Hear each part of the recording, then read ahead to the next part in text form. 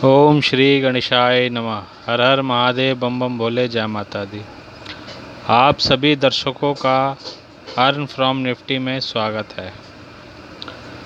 तो दर्शकों, आज मुझे बड़ा दुख है कि जो मैंने टाइमिंग दी थी वो टाइमिंग बिल्कुल मैच नहीं हुई, बल्कि वो टाइमिंग उल्टा हो गई थी।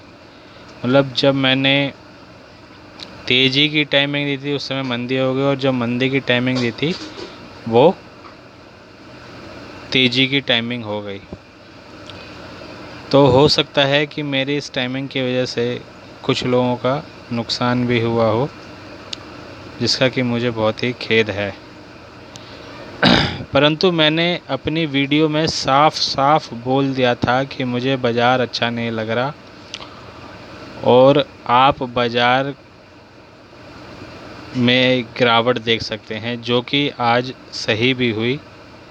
जबकि सबने मुझे कहा था कि बाज़ार तेज़ हो जाएगा, बाज़ार तेज़ हो जाएगा, जबकि मैंने कहा था कि बाज़ार में आप गिरावट देख सकते हैं।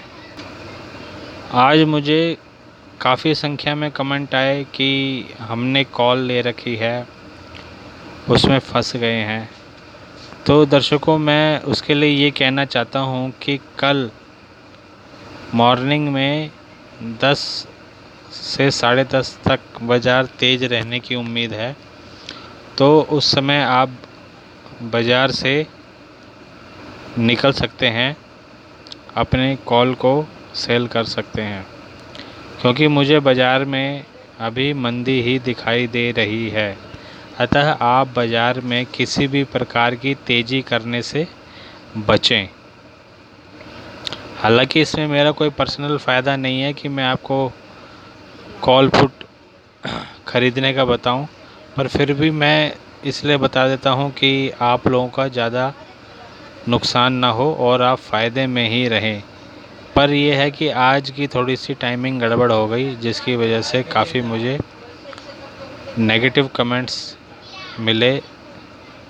पर मैंने अपनी वीडियो में बोल भी दिया था कि आप बाज़ार को शॉर्ट करके ही चले। हाँ, एक गलती मुझसे हो गई थी कि जिसमें मैंने अपनी वीडियो में बोल दिया था कि आप सीई कॉल ख़रीद के चलें।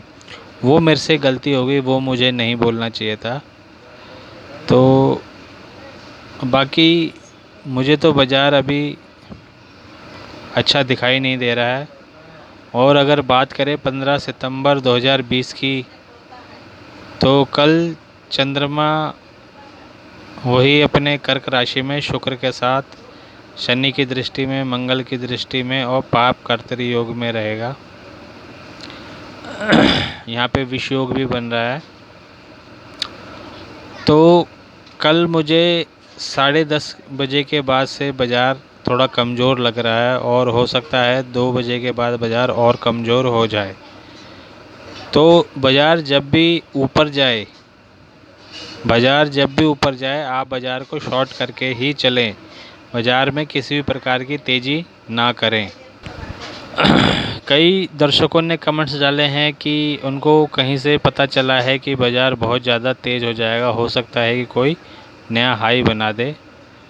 तो दर्शकों, जो मैं देख रहा हूँ, जो मेरी अपनी एनालिसिस है, उसमें मुझे तो नहीं लग रहा है कि बाज़ार किसी भी प्रकार का कोई नया हाई हाल फिलहाल में बनाएगा। पर हो सकता है 9 अक्टूबर के बाद कुछ बाज़ार में तेज़ी आए, पर उससे पहले तो मुझे बाज़ार में तेज़ी नहीं लग रही है। और मैं आपको एक चीज़ और बताना चाह रहा हूँ कि बाज़ार 16 तारीख से, जब अपना सूर्य ग्रह अपनी राशि परिवर्तन करेगा, सिंह राशि से कन्या राशि में आ जाएगा